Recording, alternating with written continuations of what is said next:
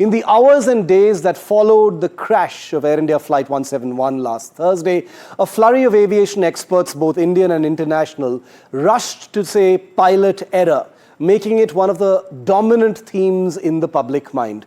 As I said on my show yesterday, this conspicuous attempt to spin the crash as pilot error was speculative, premature, and disturbingly convenient.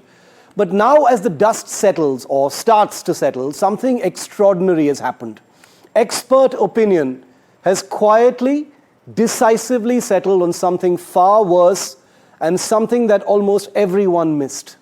A single frame in that original crash video that you saw minutes after the accident. A tiny little detail missed by many, obscured in the grainy footage, is now totally clear.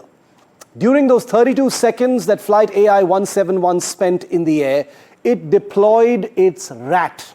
That's R-A-T, full form, Ram Air Turbine. And I'll explain what that is. For the uninitiated, the RAT is a last resort emergency device on an aircraft like the Boeing 787, a kind of backup generator which pops out below the aircraft automatically when a plane suddenly loses all main electric and hydraulic power, most commonly due to a dual engine failure, which means both engines failing.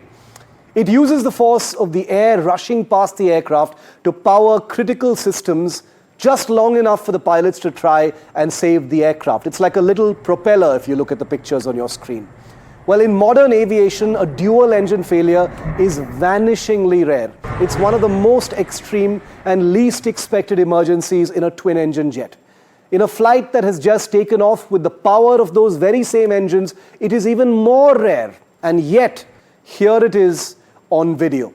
The RAT, the Ram Air Turbine, visibly and audibly deployed. It is the first demonstrable, audible and visible clue from the crash. Not theory, not opinion, but actual visual evidence that most air power experts who've been watching this, aviation commentators, seem to unitedly agree with. A single engine failure on an aircraft like a 787 is rare but understandable. And if that were the case, AI 171 would have been able to turn around and land on the power of the single remaining engine, because that's how these aircraft are designed. They can fly on just one engine. But how could a dual engine failure actually happen? Could it be contaminated fuel? Some other major technical issue that hasn't been detected yet? Something a probe will hopefully track and catch, and we've got full faith that the probe will do its job. This small but explosive revelation shifts the investigation's center of gravity, no longer just about the men in the cockpit, but about what may have failed behind them, around them. Unlike the instinct sometimes to assign blame to the pilots, a human face for a complex tragedy, this points perhaps to something larger, more mechanical, more systemic, and more catastrophic. Will the probe now follow this clue? Will the Ram Air Turbine, that tiny propeller that popped out of the aircraft, finally speak louder than the noise?